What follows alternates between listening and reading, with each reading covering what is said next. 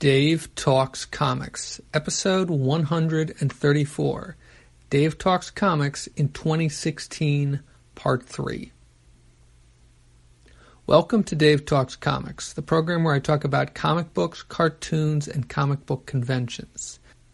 On this episode, I will be talking about TV shows and movies I watched in April, May, and June of 2016. All past episodes can be streamed or downloaded from the program's website, davetalkscomics.com. In addition to the program's website, this podcast can also be found on iTunes, Stitcher, and Facebook. I want to open by talking about Legends of Tomorrow, Season 1 of Legends of Tomorrow. I mentioned it briefly on the last episode, or maybe it was the episode before, because I started to watch it during the first 3 months of 2016, but I don't think I talked about it for more than about a minute. And I only watched the first 8 episodes in the first quarter of 2016, and I watched the second half of the season, episodes 9 through 16, in the second quarter of 2016. I wasn't crazy about the way the season ended, but the first 4 episodes of that second half, episodes 9 through 12, all got to me. All really, well, I wouldn't say I thought they were all great, but I really enjoyed them, or I enjoyed aspects of them. So I just want to talk a little bit about each one. Episode 9 was called Left Behind, and this one kind of picked up on the cliffhanger at the end of episode 8, where the Wave Rider, the team, was under attack, and they had to take off. They were in 1958. And they took off, but not everybody was on the ship. And the reason why they took off was because they were under attack from Kronos. And so they took off, and the episode 8 ends with Ray Palmer, Kendra, and Sarah Lance. Is it Kendra Saunders? I'm not sure. But and Sarah Lance, who were left behind in 1958. And so you see them come running up, and you see the ship take off, and they're stuck there. And what ends up happening is they end up stuck there for a couple of years. And the 3 of them kind of split up, and I think from what I recall, from what I'm seeing in my notes, a lot of this episode was focused on them, although you do eventually, the others come back to pick them up in the Wave Rider. But Sarah goes to Nanda Parbat, which is where she was trained, where I believe she became, was it Black Canary first, then White Canary? See, this is part of the problem. I watched Legends of Tomorrow before I watched the Arrow episodes that she was in. But so I'm a little unclear. Anyway, she travels to Nanda Parbat, but of course it's 1958, so it's years and years before she actually got there. But you do have an appearance by the Vandal, not the Vandal Savage, but he might have been in this episode, but it was Ra's al Ghul who shows up in this episode. The other person, and then the other 2, Ray and Kendra, end up living as a married couple during this time, and you see a little bit of tension there between them, because Ray really grows to appreciate what he's got there with Kendra, but she feels trapped to a degree. She isn't crazy about it. So that's episode 9. In episode 10, which is called Progeny, in this episode they jump forward to the 22nd century, to I believe the year 2147. Who is it? Rip's plan at this point is to kill Per-Degaton. That's his idea, and that's kind of the plot device that drives this episode. They're going to kill Per-Degaton, who is a mentee whose mentor is Vandal Savage, because Per-Degaton apparently is going to become world leader, and he's going to do all sorts of stuff. At this point, Per-Degaton is still a boy. Is still, I don't know, he's 10 or 12, something like that. And so this is basically kind of, if you could, would you go back in time, except of course they're going forward in time, and kill Hitler. It's that kind of story. Among the things that you get in this episode, I mean, there's that, and that leads to a certain amount of tension as to whether they can kill this kid or not, even knowing what he's going to become and what his actions are going to do.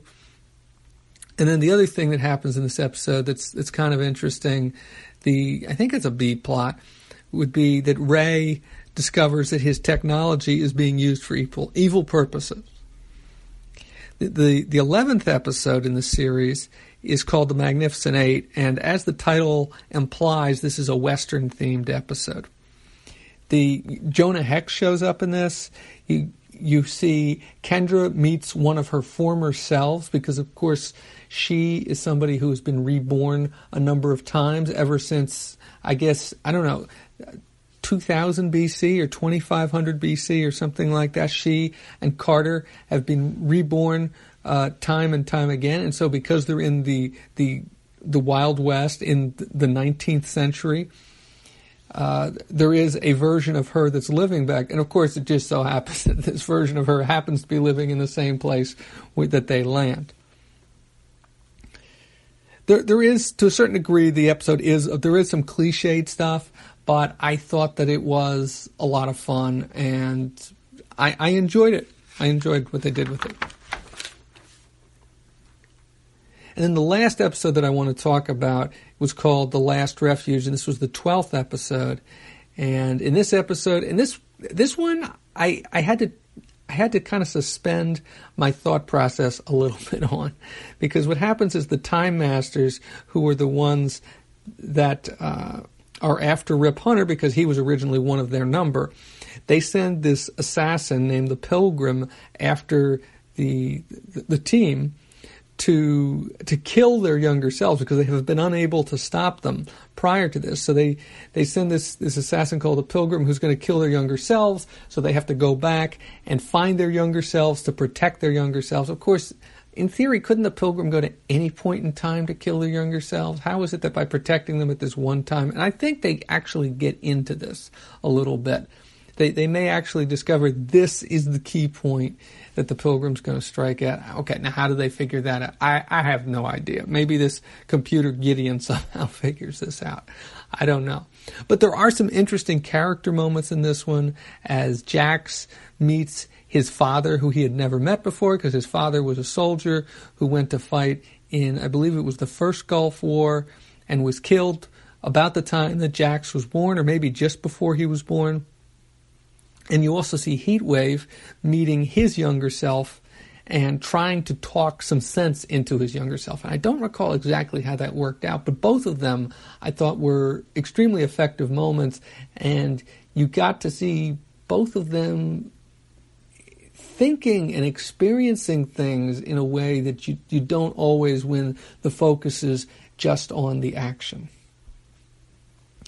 Like I said before, the last 4 episodes of the season did not really move me that much. I thought that they were kind of rushed.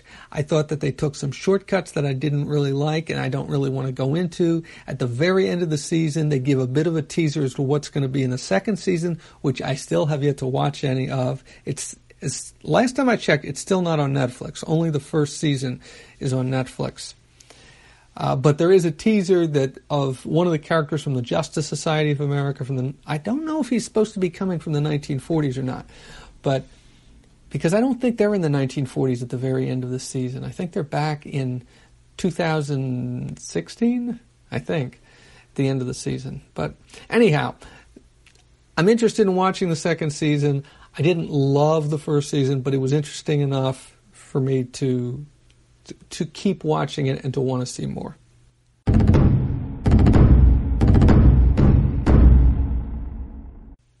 In the first 3 months of 2016, I finished watching Jessica Jones. In April, May, and June of 2016, more or less, I watched all of Season 2 of Daredevil. Honestly, on the whole, I was not as crazy about this season as I was about the first season of Daredevil. Certainly, I didn't like it. I didn't think it compared favorably to Jessica Jones. I thought Jessica Jones, at this point, was definitely the best of the Netflix series. Season 2 of Daredevil, I thought, got off to a slow start. They do introduce a lot of things that I did like. A lot of pieces, a lot of characters and storylines that got interesting. They introduced the Punisher in the first episode, and over the next few episodes, you see the gradual, because when they first introduce him, you don't even see him until the very end of the first episode. You see somebody moving around, but you don't see his face, you don't see him. But he becomes a very big part, and if you read my notes, you'll see that I didn't realize how much they were going to involve him in this episode. I don't know if he's in every single episode, but he's in most of them, and he plays a much bigger role than I thought he would midway through the season. The third episode might have been my favorite episode, and that should probably tell you something about how I felt about the season. The fact that it hit its high point that early on. And this is the episode where this isn't the first meeting of Daredevil and Punisher in the Netflix show, but it's the first real confrontation between them, or at least the first drawn-out confrontation between them, where the Punisher actually knocks out Daredevil, and then he chains them to this chimney on a rooftop because the Punisher's getting ready to try and kill somebody. I believe he's gonna shoot somebody from that rooftop, and you get this discussion between Daredevil and the Punisher over the morality of how to fight crime. And honestly, throughout this season, I thought Daredevil was way too idealistic, and it drove me nuts, and I was like constantly rolling my eyes, and I couldn't believe how ridiculously idealistic he was about fighting crime, both in this episode and in plenty of other episodes where he keeps on insisting that they should go to the police, when they're dealing with these ninjas who are coming back from the dead. Okay, I'm getting a little ahead of myself. Getting back to this third episode, which was called New York's Finest, in addition to that scene with Daredevil and the Punisher on this rooftop, you've got this other scene right near the end of the episode where Daredevil fights this whole gang of bikers in this stairwell. He basically fights his way down from the rooftop through this stairwell. And it's kind of like that scene in, I think it was the second episode of the first season of Daredevil, that fight in that hallway. Except for it's much more intense. I don't think it was all done in one shot, or at least it doesn't look like it was all done in one shot, but it's really one of those scenes that really takes your breath away and doesn't give you any time to catch your breath, to really sit back and look. I mean, it's the sort of thing you really have to watch over and over again to take in and to really get all of it. By the end of the fourth episode, the Punisher is captured. In the fifth episode, we see the introduction of Elektra. In the sixth episode, you see Nelson and Murdoch agreeing to represent Frank Castle in court, and this introduces all sorts of drama into the season, which I really liked. I mean, I really liked this drama that it introduced in the season, which is the tension between Foggy and Matt, which pretty much goes throughout the season. And part of that is the reappearance of Elektra, who was somebody that Matt knew when he was in college, when he was much younger, and then she had gone away, and now she's back. And at first, Matt is starting a relationship with Karen, and then Elektra's back, and he's interested in Elektra, but Elektra is obviously much more violent than he is, and this is once again this case of him arguing over, him saying, well, we should just go to the police about the hand, and Elektra's like, no, we can't go to the police. They're not going to understand. They're not going to know how to deal with them. And the other thing that happens is that he then is completely ignoring his day job. And so you see Foggy stepping up, and Foggy becomes a much more interesting character in this season than I thought he was in the first season. I know I heard a lot of reviews, I read reviews where a lot of people liked Foggy in the first season. I honestly wasn't that crazy about him. The trial of Frank ends. Frank ends up going to prison. We see Stick coming back into the picture. It turns out there's a relationship, a business relationship. I don't mean a romantic one, but there is a tie between Stick and Elektra, that Stick is the one who trained Elektra in the same way that he's the one who trained Matt, although it was not at the same time. He trained her when she was, that's a good point. He trained her when she was young also. So how is that? I guess it must not have been at the exact same age, but it must have been in that same time frame. There's at least one good episode of the Kingpin and Punisher in prison, where the Kingpin makes a deal with the Punisher. He kind of uses the Punisher, and sets up the trap for him, basically, because he's trying to get the Punisher to eliminate some of his competition in prison. Then Matt goes to prison. He doesn't get locked up, but he goes to the prison to talk to the Kingpin. And he ends up getting... It's a really good scene between Matt, because he tries to act all sanctimonious, and he doesn't realize how much power the Kingpin has in prison. Karen has her own little arc throughout this season. She starts working for the newspaper. It's not the Bugle. Is it the Bulletin? I think it's the Bulletin. And she does some investigation. She looks into Frank's past. She tries to help him. And so there's kind of something going on there between her. Well, once again, it's not a romantic thing that's going on. But there is a plot line involving her and Frank as she tries to help Frank. Overall, there is lots of stumbling in this season. There's good stuff in here. There are some great moments in here, but overall, I didn't think this season was great, and I think it's probably my least favorite of the Netflix seasons that I've watched so far. I mean, in times it just seems like there's a little too much going on, which is something that I've been known to say more than once. But it's a really... I enjoyed it. I will certainly watch season 3. Well, I enjoyed it on the whole. No, I enjoyed it in parts, not on the whole. I enjoyed it in parts.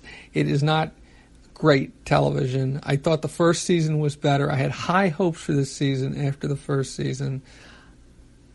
But it just, I don't know, just towards the end, it just went a little off the tracks, and it kind of left things ended a little too abruptly. I don't know, it just didn't do it for me.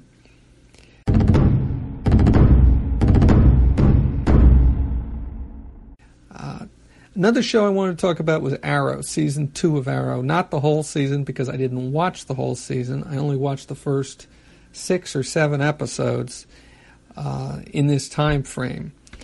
And honestly, season 1 of Arrow I thought was okay. Season 2 I thought was a letdown.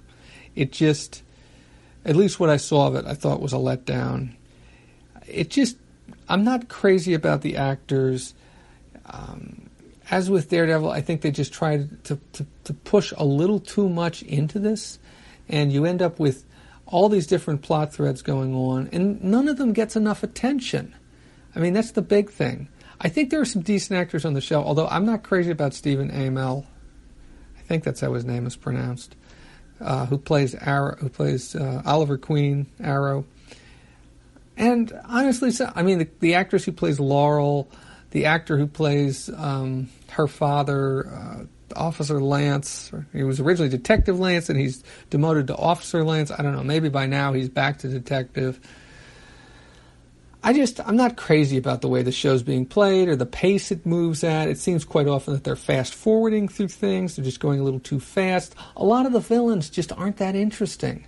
And honestly, I've always felt that it's important to have interesting villains. These shows are not just about the heroes, they're about the villains. They're about the pieces that you pull in and you add to these shows, not just the pieces that are in there all the time.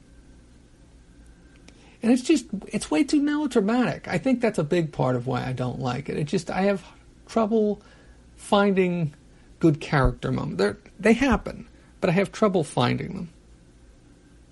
And so after about 7 episodes, I stopped watching. I did give it another try, but I just really wasn't that big on season 2 of Arrow.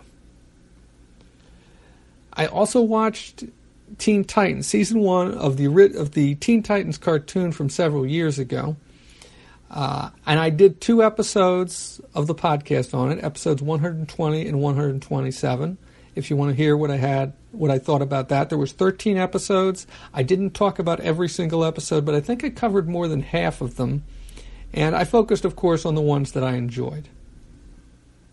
And then I wanted to talk about the one comic book movie that I watched in the second quarter of 2016, and that's Captain America Civil War. I saw this in the movie theater. I've heard varying opinions. This is my favorite of the Captain America films, and I think also of the Marvel Cinematic Universe films. It's right up there with the first Avengers movie. It's right up there with the Iron Man films, all of which I like. It's above them, honestly. But I really loved this. I thought it was, as always, it was a great mix of action and humor. I thought the fight scenes were great. Sometimes they move a little too fast and I can't follow exactly what's going on. I thought the inclusion of Spider-Man was great. I had not seen Ant-Man at the time this movie came out. I've seen it since then, and I'll probably talk a little bit about that on a future episode of the podcast. But I had completely forgotten that Spider-Man was going to be in it by the time Spider-Man showed up, and so I was a little confused at first, and I was like, oh yeah, okay. I thought there was a bit of bait and switch with one element in the movie, and that was towards the end, where it looks like they were building up towards a big fight with some bad guys, and instead what you get is a big fight amongst the heroes, which was also good. And I have rewatched this since, and I still think it's a great film. I heard some complaints that the movie was too long. I didn't think it was too long. I thought they needed some of those character moments that were in the third act between the main characters, Tony and Steve especially, but also Bucky and T'Challa. And overall, this was a great film.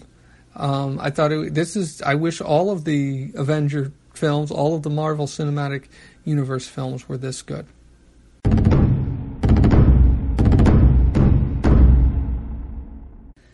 So that's it for episode 134. Episode 135 will probably be more of the same, with me talking about what I read and watched in July, August, and September of 2016.